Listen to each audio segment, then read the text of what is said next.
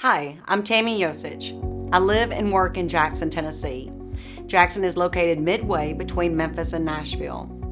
In my waking life, for 15 years now, I've enjoyed a great career as a compliance director for ASPL, a substance abuse treatment facility. However, in my dream state, I am an author. If not yet on the #1 bestsellers list, I'm certainly one in my soul. I've published one book so far, The Bird That Was Afraid to Fly, a children's book released in 2017. Zoe Grace, the main character, is a hatchling that is crippled by fear to leave the nest. Zoe's parents must think outside the box to help Zoe overcome her fear and encourage her to spread her wings and take a leap of faith. Zoe has the desire and ability to fly, but fear immobilizes her. Will faith and love conquer her fear? I'm an avid collector of old handwritten letters. With a collection of more than 15,000 pieces dating from the late 1800s to the mid-1970s, they are filled with regular people meeting the demands of life triumphantly with little more than each other.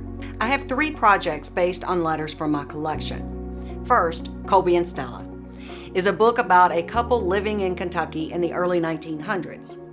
The couple faces numerous challenges of being together. Ironically, one of the barriers is Stella herself, a middle-class teenager with a wandering eye and a father who insists on warning Colby of her exploits, claiming Stella is not good enough for him. A significant obstacle later causes Colby to vacate Kentucky. While in Florida, he hopes that Stella can convince the Kentucky governor to allow him to return. Colby and Stella is a story whereby courage and love must prevail if they are to stay together. Secondly, I'm working on a podcast based on the letters I've acquired. Correspondence of the Past, Transcribing Hope for Today is a series that will tell the story of an individual or family through their handwritten correspondence. These letters discuss immigration challenges of the 1920s and the cholera outbreak in New Orleans in the late 1800s, one family suffering the loss of 3 children in 2 years. These historical stories of faith and courage allow modern-day listeners access to the past and perhaps a transcript for a kinder and gentler way of handling adversity. Finally, very loosely based on an actual Pennsylvania family dealing with a disease in the late 1800s, The Homes Beyond the Trees is a story about a remote village of 12 families who agree to welcome a 13th. Dr. Holmes brings much-needed medical expertise and supplies to the community who has so far avoided an epidemic that has nearly wiped out all the villages around them. Panic has caused the tiny community to lock down its borders, and no one is allowed in or out. Yet with a kind face and a medicine bag, the villagers vote to welcome the Holmes family. Soon the villagers will question, though, if Dr. Holmes is of divine arrival or has a sinister agenda. I'm super excited about the following works being released in 2021. Beacon of Hope chronicles the history of TAM of Jackson, also known as ASPL. ASPL has had a rich history of triumph and tragedy, making it a good read on so many levels.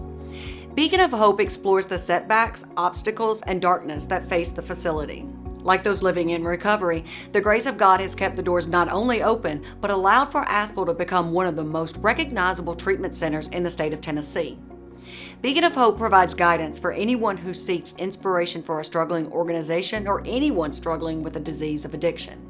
Savannah and Zoe Grace is a story that has a tremendous amount of my own life experiences baked in. While fictional, Savannah's challenges and the path she takes as a natural response to those challenges are quite relatable to individuals suffering from childhood traumas today.